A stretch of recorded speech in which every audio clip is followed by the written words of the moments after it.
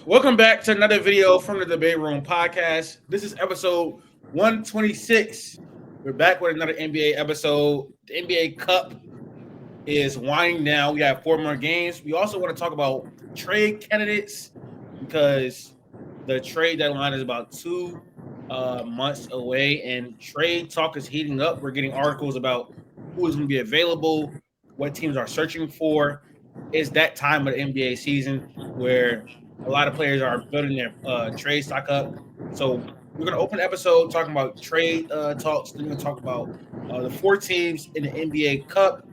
And then we're going to talk about the NBA ratings going down. That's been a big topic of conversation on NBA Twitter, TikTok, all over social media is what we're going to talk about today. So before we get into it, though, make sure you guys subscribe to the channel, like the video. We have a few videos that's doing pretty well. We just did a Casper's, Jacosionis scouting report. Me and Q did that. It's doing pretty well. Derek Queen's scouting report doing pretty well. Um, Not exactly where I want it to be, but can't complain. We are all on Christmas break, so we're gonna hit Bro, get it on with it, bro. we're Damn. gonna hit, we're gonna hit this break very very hard, and try to put out a lot of content. Jaden is in the car, I guess. Max is at home. We all finished the semester. How was your semester, Max? Did you finish strong? How was that, man? I'm waiting to get my grades back still. MSU's got like kind of a weird policy. You got to fill out like a review of like each class, otherwise you don't get your grades back for a little bit. I forgot to fill out the review, so I don't have my grades. But I was looking really good in the last 2 weeks, so felt confident in my last couple projects. But really, last 2 weeks were pretty easy. No final study for, and I was feeling pretty good. So Jaden, how was your semester? Did you finish the semester strong? I believe I finished this semester very, very strong, actually. I'm proud to say that, you know, probably since middle school, it's probably my first time that I actually have a chance to have like all A's.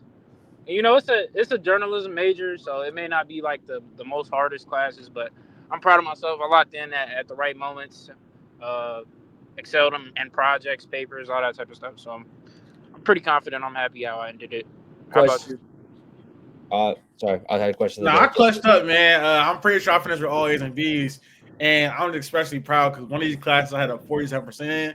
Um, What was the 0 out of 100, bro? What was that? oh, okay, I'll explain Dang. that. So yeah, well, one of these classes I had a 47% in September, bro. Like I had to fight for that B. Oh my god, I fought my ass off. But anyways, I got a 0 out of 100 because one of my classes had a attendance policy, and basically he used like if you miss 4 classes, your grade drops a letter grade. So he used the attendance policy to drop my grade 1 letter grade. So I went from an A to a B. Yeah, so it wasn't the worst. It was okay. But I definitely emailed him like, "What is this? Like, how did I get a 0 out of 100 on participation? Like, I don't know what that was about." But then he explained to me, so I was cool. All A's and B's should make the dean's list. We'll be fine. But yeah, man, it was a tough semester, but I clutched up, man. 10 page paper done in 3 days. A lot of clutch shit, man. Like it was clutch for me. I'm so glad I don't have to write. I don't have to do like any more papers right now. It's amazing. No, I definitely I work the best under pressure. Like every Yeah, semester I get when it that. comes down to it, I just get the shit done, bro. I get it. Well, let's talk about these trade candidates. ESPN released an article, I think it was Shams, about some of the top free agents and what teams are looking for. So I'm gonna start with Max, and I'm just gonna ask you your destinations for these You want me I to go said in free depth or agents. just give you a spot? We said free agents, but trade candidates. Go in depth or just give the name? You can do whatever you want, but I mean, it's gonna be a TikTok. So, anyways, Max, I want you to give me destinations for these trade candidates. First name up is Jimmy Butler. By the way, for the TikTok, it might be better. Jay, do you want to mute your audio? It might be a little. No, it's separate. No, it's separate. It's separate audio. Yeah, you remember. Sorry. Jimmy, I'm gonna go with Houston for 2 reasons. One, I think he brings a lot of playoff experience to the Rockets. Two, I know it's been a pretty tough year, at times for Jimmy Butler scoring the basketball. My one main issue with Houston, though, has been will they have a number one guy to go to down the stretch? And I think in a playoff situation, again, Jimmy's kind of shown in the past with some of these runs that other guys got to kind of have to be the guy scoring. But I have more trust in Jimmy, I think, than some of the other guys when it comes to a big-time playoff game. And I think overall, he's from Texas. I think that he would bring a lot of veteran leadership to that Houston team, though. That's super, super young. I like that one because they kind of need a go-to guy, some perimeter creation, and he's not really like the best as far as making threes. But this year he is probably at his lowest usage in a really long time. But he's averaging 19 points on really, really good efficiency. He's also from Houston. Now he is making a lot of money, and they will also, he's looking to get extended. Like he wants to get extended wherever he goes. So that's an obstacle you have to reach. I think they will have to match his money. That's kind of hard to do because you can't involve Jalen. You can involve Jalen Green in the trade, but his money hasn't kicked in yet. So it's like you only be giving $9 million enough for him, and then he will have to pay him his rest of his contract. So it's a tough trade to make, depending on what you do. Depending on what you do is kind of hard, a difficult trade to make. But I don't hate it because I think they do need a go-to guy to maximize them in the playoffs, which we'll talk about a little bit later. Next name up, Brandon Ingram. Sorry, I was kind of waiting for you to say where you thought he was going to go. BI, this is not my team. I don't know why I keep thinking Memphis. Why I think a fit there would be good. I'm going with the Clippers, though. I think if he goes to the Clippers, you get the creation with James Harden. He can just go score. You got a lot of wings. You got a lot of defense on that team. I think he could just really get the basketball and score at will. Try and reinvent whatever his game he's got left. I know he's been dealing with injuries at times. I think it's just a very crowded team in New Orleans, and I think that a fresh start in LA could do wonders for his offensive game. I actually kind of like that one too. But it just depends on what they have to give up because they have a team that's built on a defensive identity. And so it just depends on what they have to give up. We could possibly make the trade later down the line, but I kind of like the Clippers. He was in LA before on the Lakers. They will have to pay him, but they already said they were going to go star hunting, and Brandon Ingram is still a star. It just depends on what they got to give up and how that hurts the identity of their team. Because right now, they definitely do need help offensively. They're one of the worst offenses in the league, and James Harden needs help. Kawhi is going to come back. So I kind of like that one, Max, for sure. It just depends on how they facilitate it. But I like the idea. Next name up is Zach LaVine. Zach LaVine, I feel like we've been hearing these trade rumors forever. I guess I don't really have a spot that really sticks out. And especially with the kind of contracts they dealt with this summer, it hurts even more. I'm going with Orlando right now, just because you have two injuries with Paolo and Franz. I know Suggs had like a 32-point night, but I think if the asking price is low enough and you can make the money work, I think that he'd just be a good scoring option for that team. And again, bring some veteran leadership with KCP on that team too. But I don't know. I'm really trying to think of where the best Zach LaVine fit is. I would say I don't really like that one because of the money. I don't think he's also not on a timeline with Franz and Paolo, in my opinion. He's not the oldest, but he's also not the youngest. I think stylistically, he fits there for sure. Really good off-ball scorer. He's been on the low usage this year, like I think around 25%. Really athletic, really good shooter. He cuts, moves off the ball, all that type of stuff. My spot for Zach LaVine is going to be the Pistons. They need a number two guy that can really help Cade blossom to the player I know he can be. He's really good off the ball, a really good shooter, and we need shooting badly. The offense is terrible, and Zach LaVine will help that. And that's one of the teams where taking on his money, I would be happy to do so because of how great of a player he is. This is one where I don't watch Pistons basketball, but didn't Jaden Ivey have like a really good stretch going on for a little bit? He definitely did, but it's gone now. Okay. I'm not necessarily saying trade Jaden Ivey, but he should go to the bench. I don't think Jaden Ivey is a starter in this league. Seriously. But Next name up is Nikola Vucevic. Nikola Vucevic, I think that the asking price could be right from the Lakers. I think that getting an extra big, getting a little more depth for that team, especially, you can kind of work around with putting AD at the 4, especially if LeBron's out for a little bit. I think that's going to be the position you want him to be at. I guess to get his best potential. I think that the asking price should be low. Nikola's older, money's not great, so I think that it honestly could be pretty feasible for the Lakers to do that. Maybe they try and pick off something else from the Bulls as well.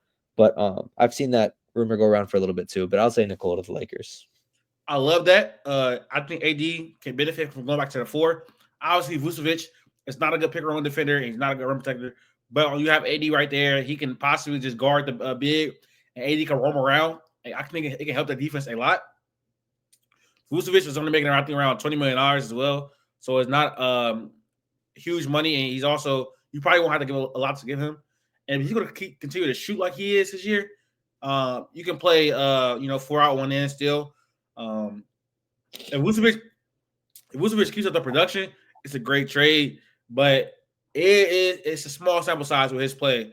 It's only like 25 games or so. So it's a risk, but I think it can be rewarding for the Lakers team. Like it could be one of the moves that puts them back, towards title contention. Like you get Vucevic and then make another move for like Dorian Finney-Smith or Cam Johnson, or a player like that, like to help you get back in title contention for sure. I like that move, Max.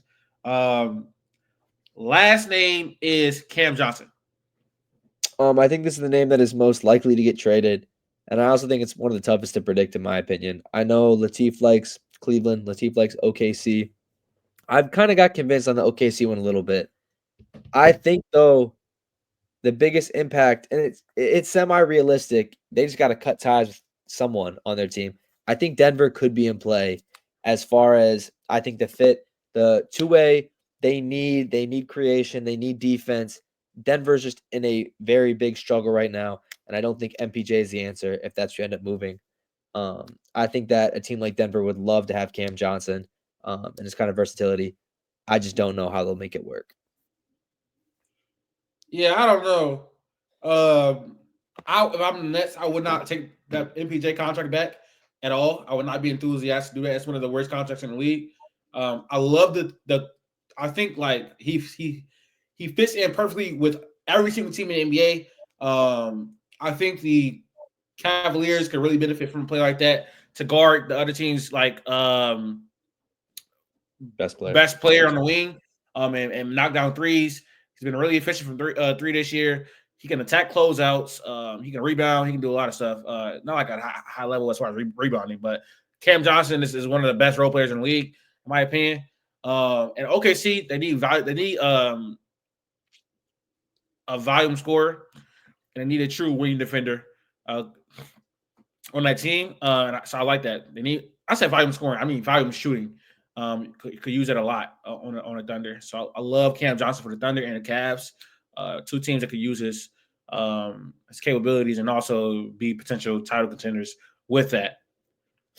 But that's it. I like a lot of that, Max. The only one that I didn't really love is the Nuggets because I don't know how they get it done.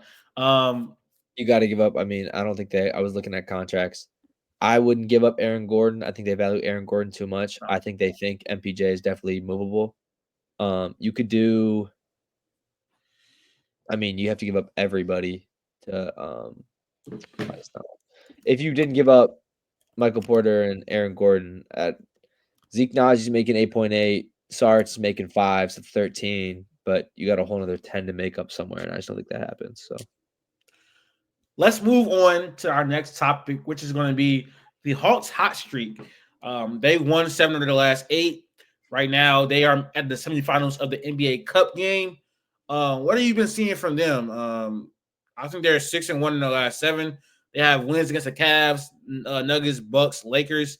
They also beat the Celtics. So they've been beating some really, really good teams over this stretch. What are your thoughts on the Hawks this season? My main question is, do you think they can be dangerous in a potential playoff series? So I feel like it's not fair because my first point was going to be I don't watch much Hawks basketball. Again, they've been playing well this year.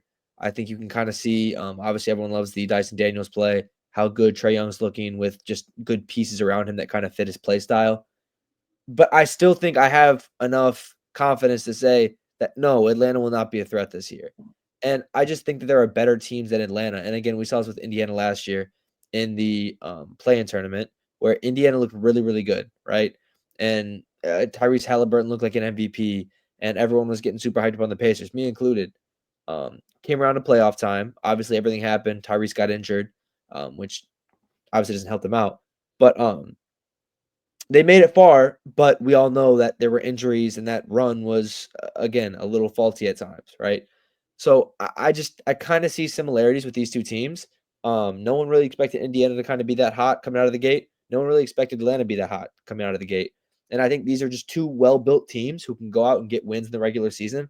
When it really comes time to crunch time in the playoffs, Trae Young can go off, but you need other forms of offense. And I just don't know, especially with Dyson Daniels' first year emerging. Zachary Ricochet is a rookie. Jalen Johnson, I guess you could put confident in for sure. But I just think it gets to a point where it's like, are we really picking them over Boston? Are we really picking them over Cleveland? Are you picking them? And I know they just beat New York, but are you beating them over New York in a 7-game series? I just don't think that happens. And so from there, I can't call them a contender if I don't even think they're top 3, top 4, because I'd take Milwaukee over them. So I think there are obviously team chemistry, team morale, great. You got an NBA Cup. You're almost going to make the NBA Cup finals, whatever. But as far as me giving them like a legitimacy to being a real contender, I definitely am not there yet at all. No, I understand with that. I think a lot of that is true. But yeah, the Hawks have just been playing really good basketball over this last stretch. They finally surrounded Trae with some very they surrounded Trae with length, athleticism, and defense. You got Zachary Ricochet, who is lengthy and can defend. You got Dyson Daniels, who's been one of the best perimeter defenders in the entire league. Jalen Johnson is lengthy and can defend. Obviously, Clint Capella is there. You got DeAndre Hunter. So they surrounded him with athleticism and defense. Over the last 7 games, they have the 11th ranked offense, the 8th ranked defense, and they've beat some really, really good teams. But it is hard to build around a small guard, and I don't think they have enough creation on offense when it comes to playoff time to really, really go far in this league. So it's kind of interesting when you think about the Hawks, just because they have these pieces, and you see Trae Young and Trae talks all the time, right? But it's kind of hard to Trae Young because, one, I don't think a lot of teams want Trae Young, and two, the Hawks don't have their picks in a few of these years. So it's like if you get a lot worse and you're one of the worst teams in the league, then it doesn't even benefit you to be bad. But I think those are kind of quieted down now, and so you have like this young core. Your young core right now is still Trae Young because he's still pretty young. I think he's 20, 26 or something like that. 27, I think. You still have Trae Young. You got Zachary Ricochet. You got Jalen Johnson, who is blossoming this year. Jalen Johnson has been their best player. He's averaging around 21 and 10, I believe, and he's showed up in some really big games. You got Dyson Daniels, who's a part of that young core. So you got 4 pieces, but like in the grand scheme of things, what's the ceiling of that young core? I think Zachary Ricochet is going to be a really, really good starter, probably. Jalen Johnson, maybe like a top 20 player one day. Trae Young is a top 20. I'm sorry? I don't know, top 20. I guess, again, development is going to be a lot. He could be. Yeah. Trae Young is already a top 20 player in the league. So it's like.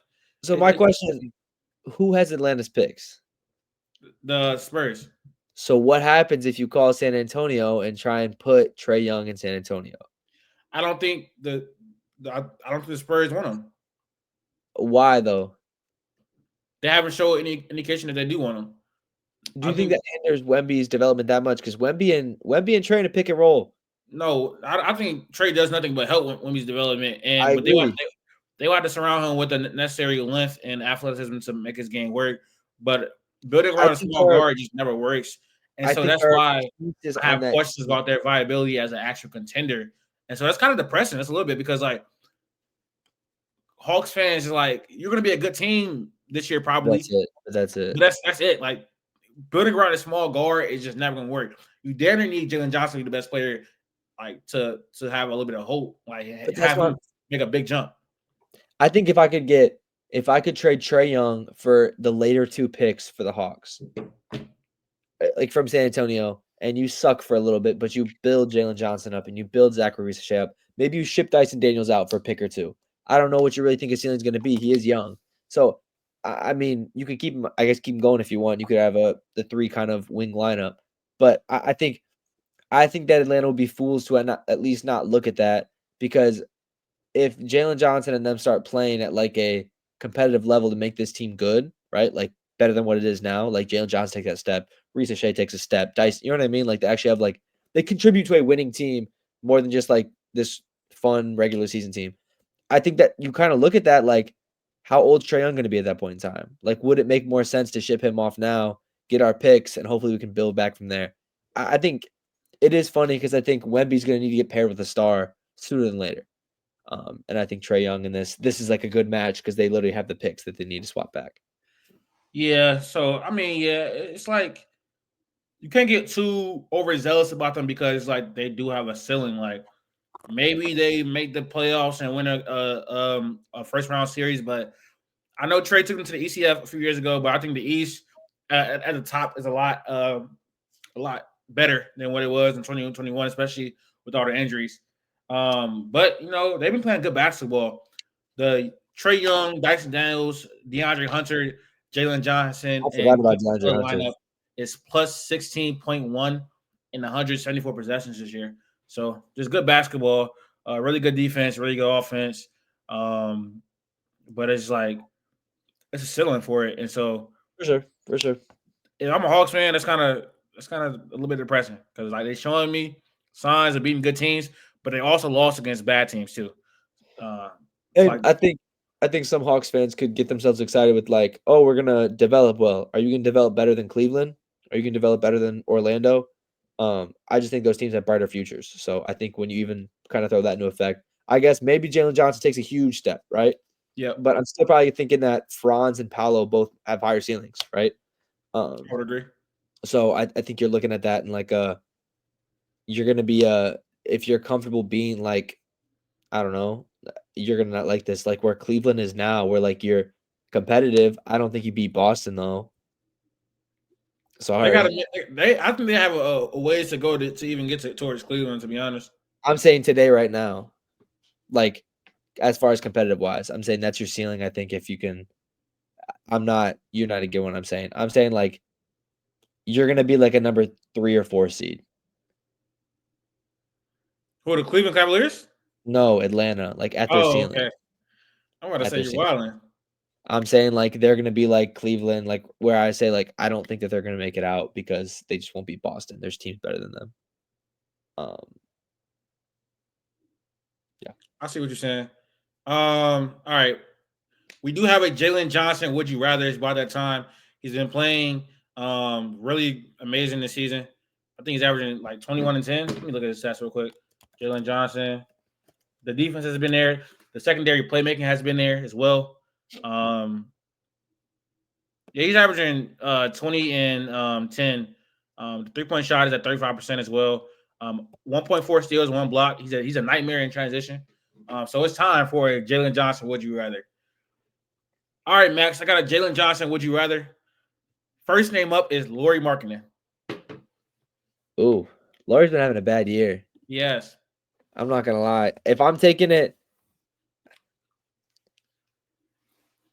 yeah, I mean, if I'm taking it this year right now, give me Jalen Johnson. But Laurie was a very good player last year, so I'll take last year's Lauri Markkinen. But right now, today, this season, Jalen Johnson's playing better basketball. Next name up is Pascal Siakam. Ooh, damn.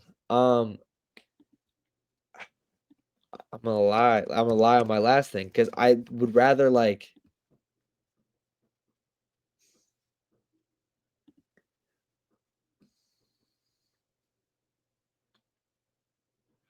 I was gonna throw in like the pass, but I can't after how I just did with Laurie. So I guess this season right now, what's Jalen Johnson shooting from the 3? 35%. Ooh, it's not bad, but I think Siakam's having a really good shooting year. he is. That's what Yeah. I'm saying.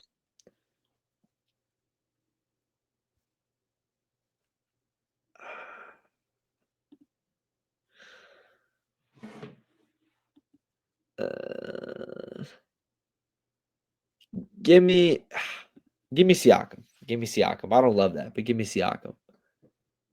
Next team up is Julius Randle. This season, and again, this is where you go back and forth on stuff. Julius is like, I feel like Julius Randle is not really fair though, because he's been given like Julius Randle is a better basketball player, I feel like, than what he's putting out right now. You know what I'm saying? Like he's in a tough situation right now. I think he's got a lot of stuff going. So I'm gonna go with Julius Randle, but I do think that he's in a tough situation. Yeah, this is gonna have people mad. I mean, Julius Randle has been pretty good this year though. I'm just saying, like, not as good as Jalen Johnson though. I don't think. I guess I'm hating on like Laurie Marketing has the same situation this year to last year. Julius Randle is a completely different situation from this year to last year. But I think if I'm building a team right now today, I'm probably putting Julius Randle on my team over Jalen Johnson. I think close. Yeah, he's averaging 20 and 6 on 61 true shooting as Randle is. But like again, this is like he is a better basketball player than this, and we all know that. I don't know though, because Julius Randle is not playing defense at all, and Jalen Johnson is a pretty, I think Julius Randle can get a bucket better though. Yeah, I guess. So three. That was three names. I thought I had four. I feel bad about the Pascal one now, but it's all right. We keep moving. Next name up is Zion Williamson. The best ability is availability. And yeah, I mean, we're going off this season, so like Zion has obviously. I'm talking about this season. I never said that. I never said that ever. Huh? I never said that ever. Again, that's what better be on the TikTok is like speaking about that. Is about. I never said this season. I don't know where you got that from, Max. That's what I've literally been saying. Oh, you said that? I mean, I specified this season. Fine. Are we switching the criteria midway through? No, I never said that was a criteria. Did I ever say that? Because you hear it? I'm saying for me. So am I switching the criteria? Hey, it's your answers. Go ahead, bro. Yikes! Now you're gonna make me look crazy. I guess the only one I would actually switch. I take that back. The only one I would probably switch right now is Pascal Siakam. It's too late. I'm not. I'm saying if I'm taking like overall, I'd probably only rather take Jalen Johnson over Pascal. I'll go with the potential of Zion, I guess. You're going with the potential of Zion. I'm scared. Yeah, I don't like it at all. But last name is Jaren Jackson Jr. That's not even fair. They play two different. Forwards. Huh? They're both power forwards. They do not play the same way at all. Who are you taking? Jaren Jackson Jr. is actually leading his team in scoring as well. So Jaren Jackson Jr. has been playing amazing this year. Yeah, he's been better as a creator. He's been better as a finisher. He's been better as a shooter. Yeah, this is like not how it's supposed to be, but I'll take Triple J. I was like, Jalen Johnson's supposed to get some respect, but I didn't mean it like that. Jeez. We'll see. We'll see how the fans react. They react to that. There are some Jalen Johnson meat riders out there in the world. Probably people love Jalen Johnson. Next topic is your team, Max. The Thunder dominated the league. One of the best defenses in NBA history. I think right now, relative to league, average, they're third in NBA history. As far as efficiency, been amazing defensively, offensively, one of the top teams in the league. My question to you though is should Shea be the front runner for MVP? Based on standings, sure, but like Jokic is the MVP, and I'm not gonna say like anything differently. But they're what, the 6th seed right now, the 7th seed? No, 8th seed. They're in the playoffs. Probably out the playoffs right now. They're not. I just checked. Oh no, they're the 6th seed. Okay. Okay, so I was right. Why'd you look at me like that? Anyways, I mean, unless Denver does not bring it back up, yes, I think that Shea definitely should be in contention for sure. He's leading one of the most efficient teams in basketball, like Latif just said. Probably the best team in basketball, in my opinion, currently. But you definitely have to put Cleveland up there, and you also have to put Boston up there. I think when you kind of look, is Donovan Mitchell really getting any MVP love? Not really. I think Jason Tatum is, but people still put his name out of it because of how good of his team is. People see the impact Shea has, obviously. Not saying that you don't for the other two. You definitely do. But with Chet out especially, and we're still getting these wins. Our teams look really good. I think this NBA Cup thing again, like I'm not saying I don't like it. I think it's fun. It kind of gives meaning to some of these regular season games, but I don't really think that it's this crazy run if we win or whatever. Like I was saying with the Hawks, it really doesn't matter a whole lot to me. But still, playing good teams, beating Dallas, it's good to see those, and especially when Shea dropped he had 39 that night. Yeah. So again, like seeing him take over like in these big moments, it's obviously great to see because I think at sometimes in the playoffs, people kind of question if he could really score the basketball in these big moments and kind of take over the game like a Luka or like an Ant did at times. I really just I've loved to see the improvement of Shea, this whole team as a whole. My biggest concern and issue is, and that's every single time a trade comes up, I don't want to ruin the chemistry. I don't want to ruin the flow. I get we have issues sometimes. And you were saying the 3-point shooting, you're saying like the wing defending, sure. But I don't want to make a move that's going to kill this team and take us 2 steps back. So I really am hesitant on all our moves. I know we have picks. I'd love to mess around with the picks. I just think that there are marginal moves we can make, but right now I think we are like a piece away from really contending with Boston over in the East. I think right now I still think we're healthy. We're the best team in the West, in my opinion, but you still have to get over the hump of beating Boston. So I'm not really sure where we improve. I know Cam Johnson's the name you saying. People threw out Laurie last year. I'm kind of waiting to see because I still think that Kaysen has more to develop and Caruso will get his offensive game back and Chet will come back obviously and seeing Chet and Hardenstein play more there are a lot of pieces that still have to kind of work for this team that I don't think necessarily need to be solved this season. I think we definitely you're going to say this timetable. We definitely have more time. So we have next year to kind of work out the kinks, but last year definitely was the most free trial run we could have. And this year is where we actually have to start competing for a championship. So I think if there's a Laurie Marketing situation where we like a deal and we're kind of hesitant to pull the trigger, I would say I'd want to just because I want to actually start pushing ourselves over that limit and contending, but got to be careful. The picks, no, I don't care. You could throw the picks out, whatever. But as far as trading a guy I know you were calling for Lou Dort to get traded last year, trading where you're talking about Isaiah Joe or Aaron Wiggins to making contracts work. I don't know.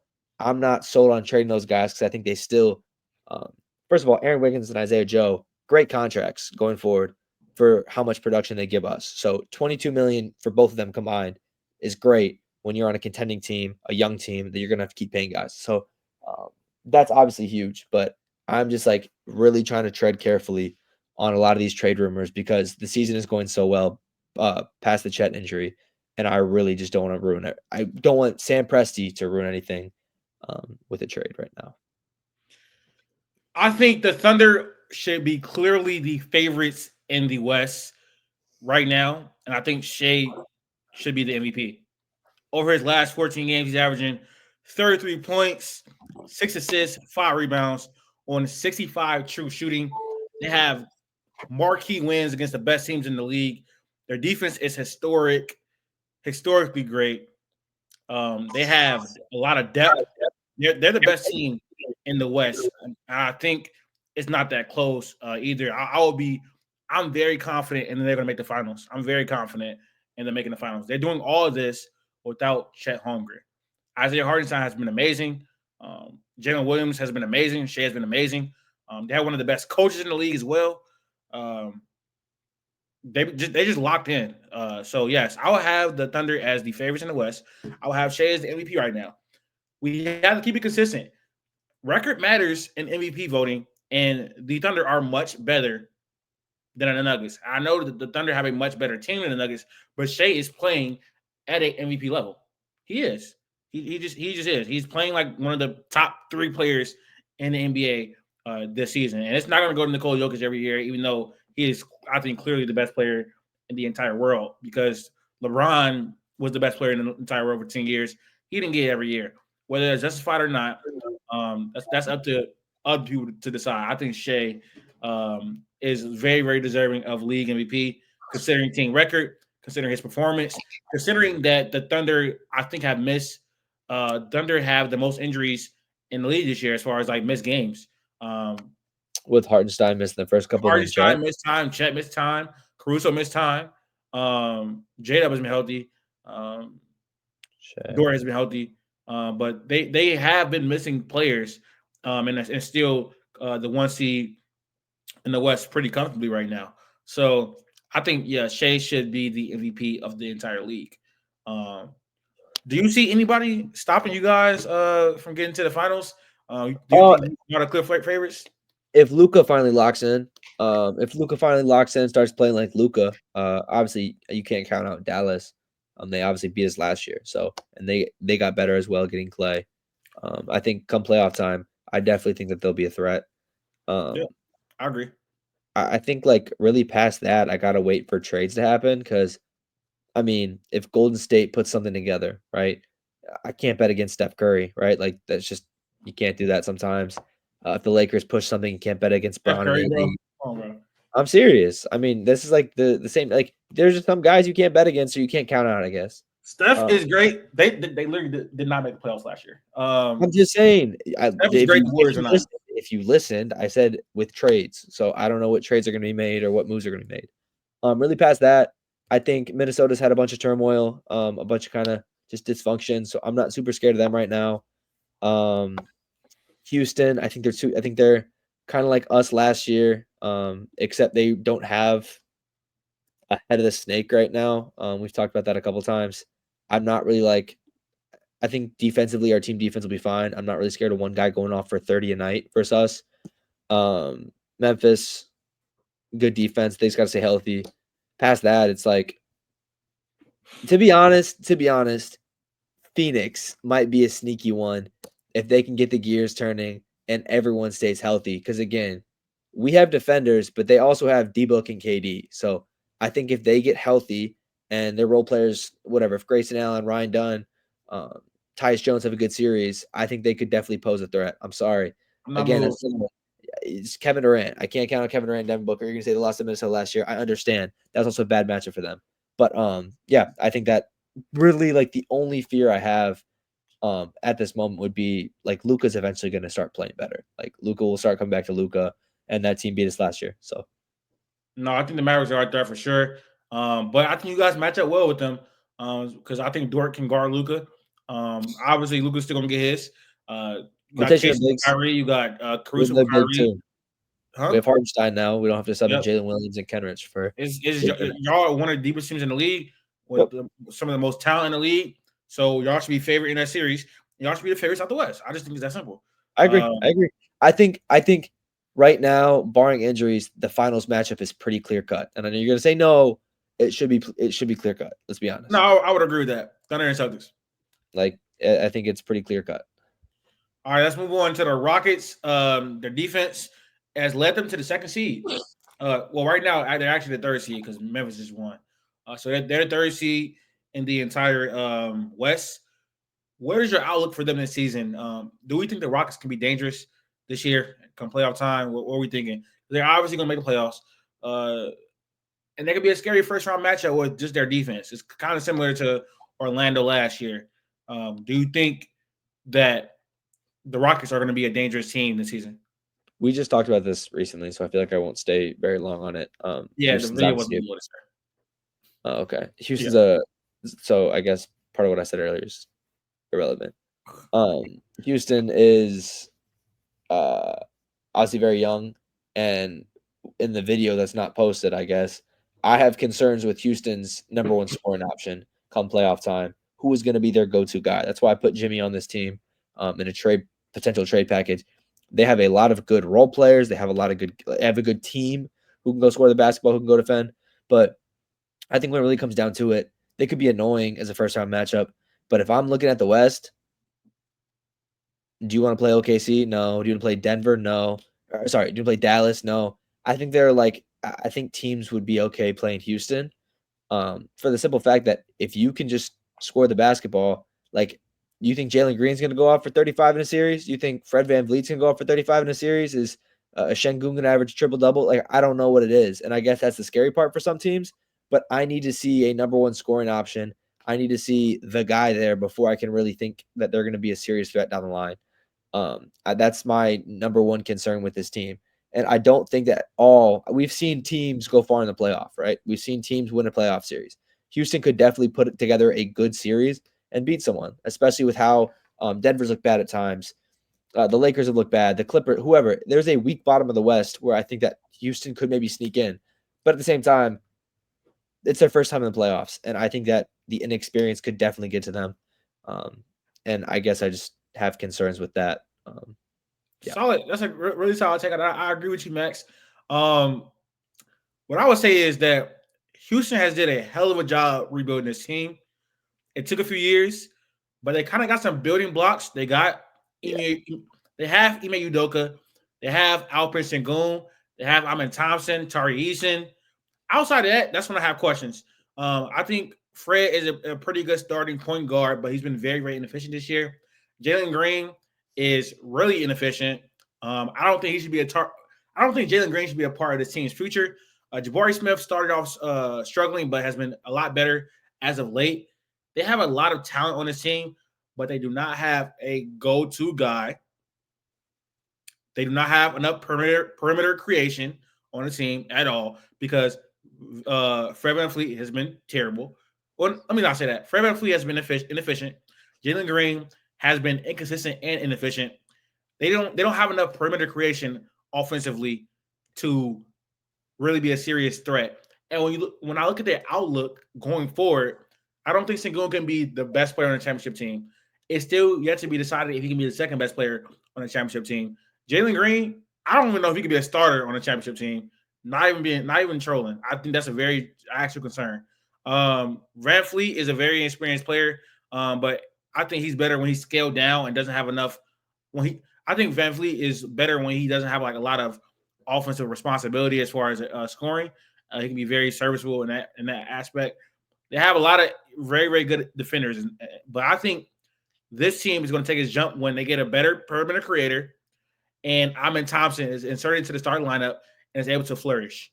Outside of that, though, it's like they are a good regular season team because they can defend. They can stop teams from scoring, but their offense is putrid, and so that limits their ceiling for me, even going forward. Because like, with Rockets fans, it's like you're hopeful. Like we're the third best team in the West right now, record wise, but you don't have a go-to guy, and I don't think anybody on this team is going to be a number one on the championship team. Like I think that's damn near definitive. Sengun is not going to be the best player on the championship team. Sengun is struggling offensively this year. Jalen Green is not a starter. What if Cam Whitmore breaks out? No, Jalen Green is not a starter. Tari Eason can be a starter on a good team. Jabari Smith is up and down. I really think Jabari Smith is going to be a good NBA player still, though, in my personal opinion. Probably a starter, just not like a number 1, 2, or 3 guy. He's going to be able to knock down threes and defend. That's about it. But so I don't know. This makes me think of one thing that maybe Rockets fans think about, maybe they don't. On draft night, I vividly remember a tweet going out that the Orlando Magic were going to select Jabari Smith Jr. with the number 1 overall pick. Yeah. In my heart of hearts, I think Sam Presti sees a prospect and loves a prospect. I wanted Paolo. Obviously, never got the chance. I think Sam Presti would have stuck with Chet, which would have put Paolo Banchero on this team. And again, you might not love the front court defense. I agree. That'd be a little scary with Sengun and Paolo. But Paolo would be your number 1 guy. I'd be fine with that. I have seen stuff from Paolo where, again, he's not there right now, but he could definitely develop. He has the tools to be that guy going forward. So I think that's just one switch where it wouldn't have cost anything. You just need Orlando to actually make the pick that I think Woj even tweeted or something. I think Woj tweeted it because at the last second they switched. The odds flipped crazy in favor of Paolo, but crazy. Are we back? I had to use the bathroom, so a little technical difficulty. Anyways, let's move on to the next topic. The Bucks, they appear to be back, man. After starting the season out very, very slow, they are 8-2 in their last 10. They're in the semifinals of the NBA Cup. Dame is playing really well. Giannis is playing really well. Taurean Prince is playing really, really well. It's the Taurean Prince, Darvin Ham NBA Cup. Yeah. It's the strategy. I don't know what they got going on, but what are your views on them these last 10 games, and they're kind of like their outlook on the season? 2 things. One, It's almost like getting Chris Middleton back would make this team better and provide more offense. Like He's I been think that's bad. what's huh? But he's been bad. Is this team doing better? I don't think it has much to do with Chris Middleton, but continue. I'm just saying. I think you add that person and automatically it all like. I think it changes. So I think that's just a given. Eventually. Chris Middleton will help this team out. This is the one case though. I think the NBA Cup and they're running it actually is good. I think that the Bucks playing these big games right now is actually super beneficial. Seeing how they play against a good Orlando team who's been hot. Oh fuck, that hurt. Who's been hot the past couple of weeks for sure. They're what the 3 or 4 seed. No Being able to fonts. Oh, I forgot about that. But it doesn't matter. Being able to beat them, just going down the stretch, this would be a good game. If you could beat Atlanta, if you can go and then beat Houston or OKC, this is a big confidence builder. In like the middle of the season. Again, do we think it's worth that much? No, but I still think that for a team who had such a bad start and had such high expectations, kind of getting this through the middle of the season, I think has definitely got to boost the team up, boost Giannis up, give Dame some confidence, and hopefully kind of rally this team to get ready for the playoffs. I think they make the playoffs, obviously. I don't think anyone really thought they'd fall out like Philly is right now. Philly obviously has not been able to get their grounding. Milwaukee has, and I think that's not a surprise to many people.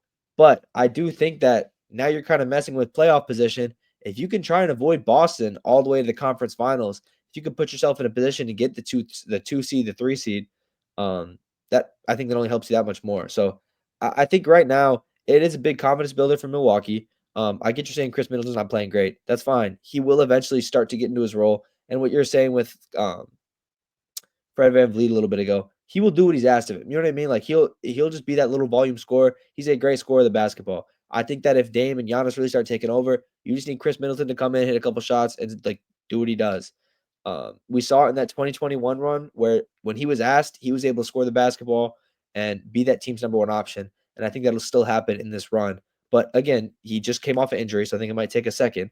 But I think that he obviously adds a great level of scoring to this team. So I think this team should be active in the trade market. I think we know that they have a lot of holes. The only issue is their assets are not great. If you're willing to give up Tyler Smith or AJ Johnson, I know they don't have tons of value, but you're just going to give up on them right now and just cut your ties. And hopefully you can get some sort of player to bring in this team, maybe a DFS if you can try and get it.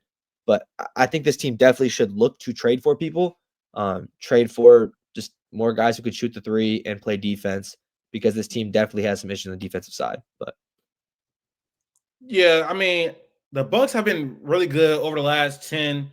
Giannis is averaging 33, 10, and 6 on 64 true shooting. Dame is averaging 26, 8, and 4 on 66 true shooting. But I'm not convinced at all. I'm sorry, I'm not. They have beat nobody in this 10-game stretch. The best team they beat was Houston, and that was by like 1 point. The other teams they've been beating have been bad. They've been blowing them out, and that's because their offense has been elite. The 8th ranked offense over the last 2 weeks or so, but their defense has still been bad. They're the 18th ranked defense over the last few weeks, and they're one of the worst defense in the league in general this season. So they can't guard the perimeter, and so I think that limits their playoff viability when you think about them going into the playoffs. So I'm not really moved. They haven't really beat that many good teams over their entire season. I think they're 3-7. I think they're 3-7 against above 500 teams. So it's like you can't really have confidence in them when they're not being high level teams. They're beating the teams they're supposed to beat, which they kind of weren't doing to begin the year. But I need to see more impressive wins. Right now, for the year, they are uh, they are a top 14 defense, so not that bad. Um, but over this recent stretch in the last like 8 games or so, they've been a damn near bottom 10 defense. Their defense on the perimeter, especially come playoff time, is definitely a question for me. I don't know who their real point of attack defender is because Torian Prince on the defense end is not moving me. Gary Trent not moving me. DeLon Wright not moving me on defense. I'm sorry. They have been looking better, and credit to them for that. But it's been on the back of Dame and Giannis just going crazy. Really efficient scoring for them. But defensively, I worry about Brook Lopez guarding the pick and roll because he's getting older and he's not mobile. Giannis isn't the same defender he once was. Dame can't guard anyone. So Chris Middleton, I mean, he's okay. I mean, he leaves a lot to be desired.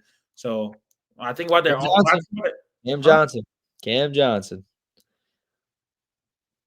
What do you mean? I was my off the pod. I think Cam Johnson. I said this to Latif. Cam Johnson on this team. It's not realistic. I know, but Cam Johnson on this team would do wonders, in my opinion. I don't know why they need defense. Oh, Cam Johnson. Oh, I'm thinking about Cam Thomas. Yeah, Cam Johnson. Cam Johnson. He'll be fine. Let's predict the winner of the NBA Cup. The Thunder. Thunder Bucks. Thunder. I don't care. Like what? There are 4 games left in the NBA Cup. Max, I want you to give me, or 2 games, right? Is there a third place game? No. Okay, so 3 games left. Okay. Yes. There are 3 games left in the NBA Cup, Max. I want you to give me your predictions for how it would turn out. Close game with the Thunder and the Rockets. Okay. So the first, let me just give you the games. I know the games. I know you know the games. Saturday at 4:30, Bucks versus Hawks. I think Milwaukee gets it done, I guess. Okay. Saturday at 8:30, Thunder versus Rockets. The Thunder win. The Thunder win. So then in the finals, you will have the Bucks versus the Thunder.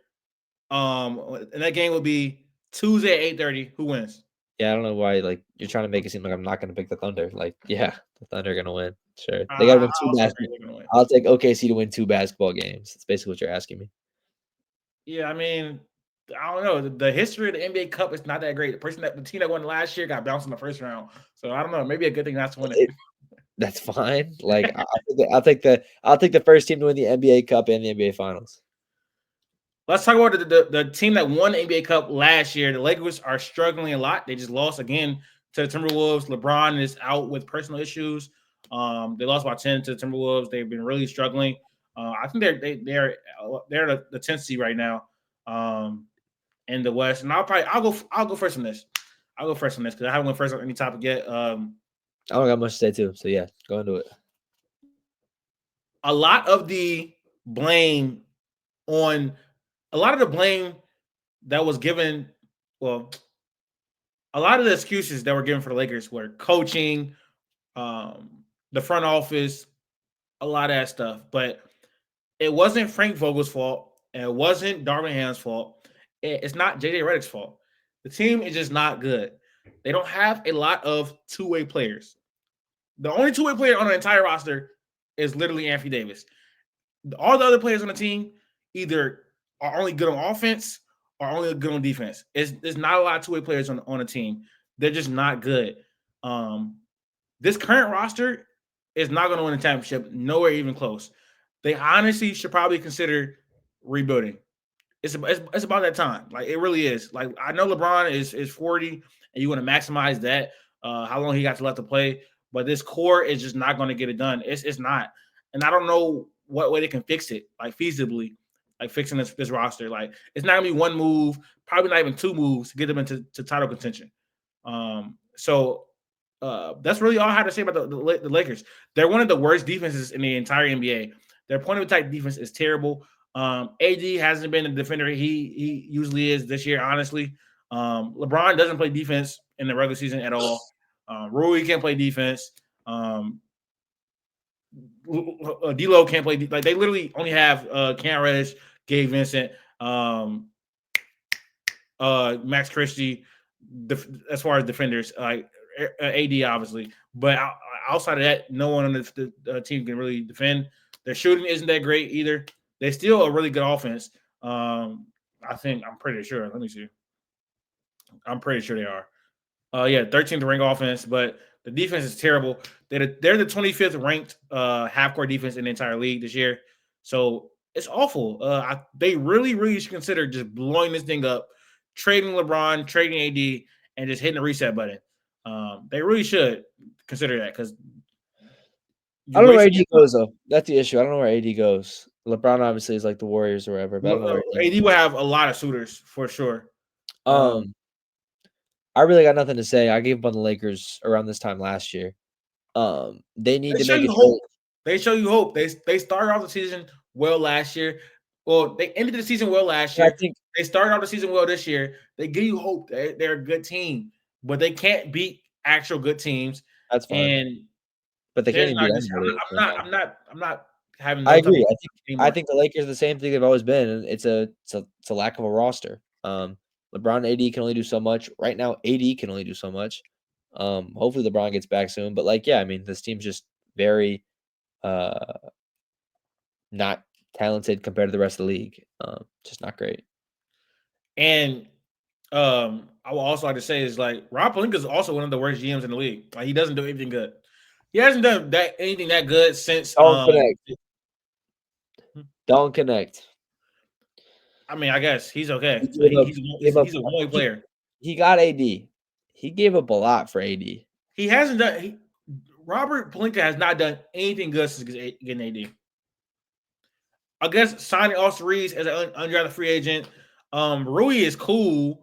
But outside of that, he hasn't done much at all. He fired Frank Vogel, which is probably wasn't the right decision. He hired Darvin Ham. I like JJ Redick. What else did he do? Oh, he let Caruso go. He signed THT. It's a whole bunch of bad moves, bro. He didn't do anything this offseason to improve the team at all. So it's ridiculous. It's a big issue for Lakers. We're going to talk about another issue for the entire NBA. The NBA viewership issues has been a really, really big thing on social media. I think NBA viewership is down because of the accessibility. I have YouTube TV. It's been $72 since I had it. They just emailed me and said that it's going up another $10. So I'm paying $82 for YouTube TV to watch NBA games. I have to pay another $16 for NBA League Pass. So I'm spending almost $100 a month to watch all the NBA games, and that's not even considering the ones that's on Amazon Prime as well. I'm spending over $100 a month to watch NBA games. Nobody wants to do that. The NBA ratings down. The NBA ratings are down because of illegal streams. Are easier to watch. Like you don't have to pay for those. So obviously those are cheaper. A lot of people are watching on illegal streams. For the people that keep saying it's about like 3-point shooting, that shit just dumb. People are mad at the gameplay. People are mad at the gameplay. That's just a social media issue, but people are definitely mad about the 3-point shooting. I don't think the fact that people are shooting threes is the reason why ratings are down. That like every team just. I'm not saying it's not either. I'm just saying people do get pissed off that the game is turned into just a 3-point shooting game. That's old heads, bro. Like that's again, old maybe I'm on a different side of TikTok and Instagram, but I do see like people our age getting frustrated, which is weird. Bro, like every single team has a different play style. All the teams are not just hoisting up threes. They're all not doing that. It's so many different play styles in this league. They also just aren't marketing the best teams and the best, young players the correct way. They focus on the Lakers. They focus on the Warriors. Teams that are not that great. When you got teams like the Thunder and the Cavs not getting that many, they're not getting that many nationally televised games. The Magic aren't getting that many nationally televised games, and they have a number one pick on their team who is really, really good. I know he's been out with injuries, but they didn't give them that many throughout the season. The Thunder are the best team in the West and are not playing on Christmas Day. Like Christmas Day used to be one of the best things the NBA had. That shit has got worse for years. It is the same teams are on it every year. It's always there's a game in the Garden versus Philly or Boston. Then Brooklyn even sometimes gets a game. And then you have the Lakers, you have the Suns, you have Golden State, you have Denver now. And like it's just some combination in Dallas. And it's just some combination of that. And like you literally have, I agree, you have San Antonio, you have Orlando, you have Cleveland, OKC, Minnesota, who are some of the most exciting teams in basketball or have some of the most exciting players in basketball. And I agree, like I would much rather watch Minnesota match up with San Antonio than I would the Lakers match up with Denver again. Yeah, the NBA is experiencing issues with ratings, not because of 3-point shooting or lack of defense. It's because they don't market their young players and they don't market the low. What is it? Oh, they don't market the small market teams at all. They don't put them on national television, and it's too expensive to watch the shit. I'm spending $100 plus a month to watch NBA games faithfully. So the ratings are not including illegal streams. I think a lot of people are still watching the NBA. Like it's still the second most popular sport in NFL. And it's the second most popular sport in America, still for sure. But people are watching this shit on illegal streams. It's just that simple, and it's not getting factored into the ratings and all that type of stuff. But yeah, people talking about like it's gonna get less popular like hockey and shit. No, I don't agree with that. And I think like Nick Wright said, we should make dunks 3 points. Stupid like shit like that is just dumb. I don't think the reason people aren't watching is because of more threes. Like, nah, bro. Like 3-point shooting is pretty exciting too for me and personally. Like Steph. It's a layered conversation. I wish we had more people on and talk about it, but the last thing we're going to do in this episode is we are returning to guess the NBA teams. We need it. We need it. So I'm gonna get it on the screen. I got 3 teams, Max. You're solo on this one. It's not great. Yeah, and these are not easy either. So yeah, I did random ones. So yep. Is These this with do pretty well. So or without injuries? I think it's kind of like without. I think it's kind of without, man. Hold on, why did I do that wrong? Share fouls. Let me get this on here.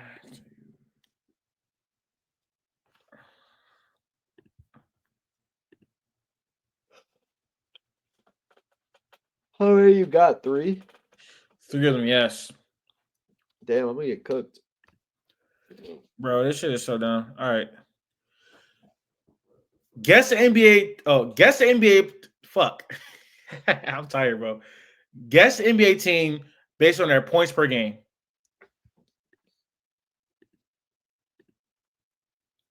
Who's best power forwards in the game?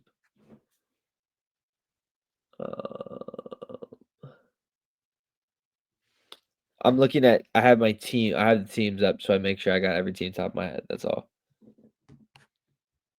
No, I don't think it'd be.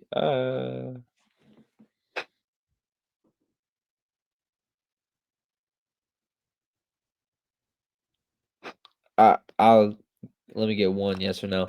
Is this team in a play-in spot?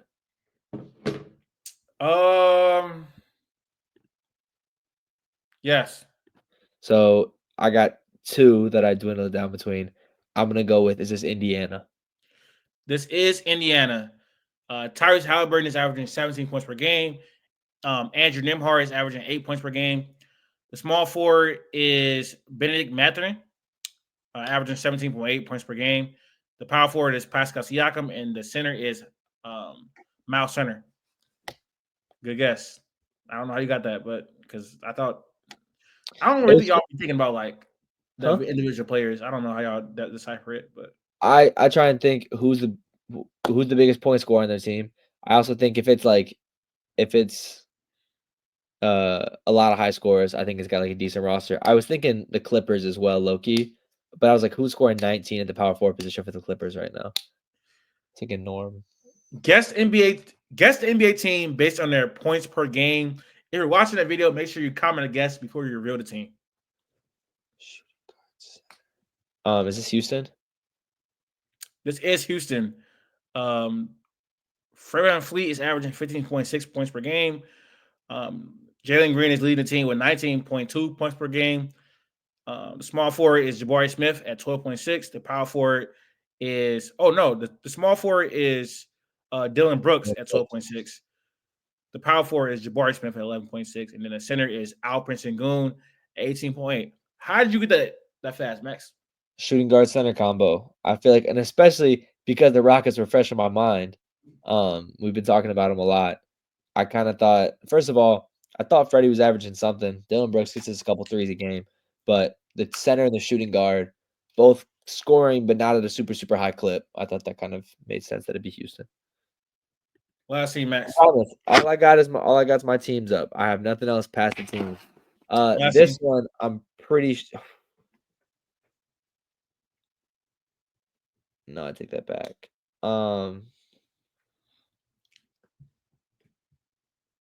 Yeah, that's definitely not right.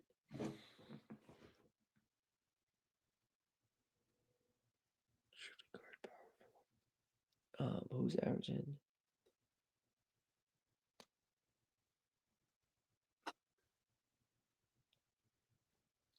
This one's probably the easiest, and I can't get it.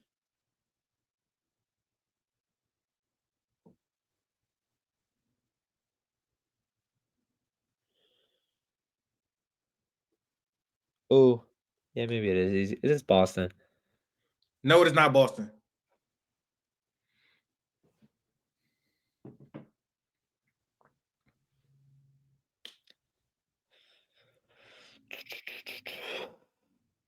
It's not a bad guess, though. Looking at the team, it's not a bad guess. Immediately when I saw it, I was thinking New York, but that didn't make sense because the center. I was thinking that it would be Brunson and Cat, but they're both out of position. This is a good team or a bad team? I don't think it's. No, it's not them. I don't think it's Cleveland. I don't think it's Miami. Is Bam's playing center, correct? Mm-hmm. I think they're about to move Kevin Love to the 5, though.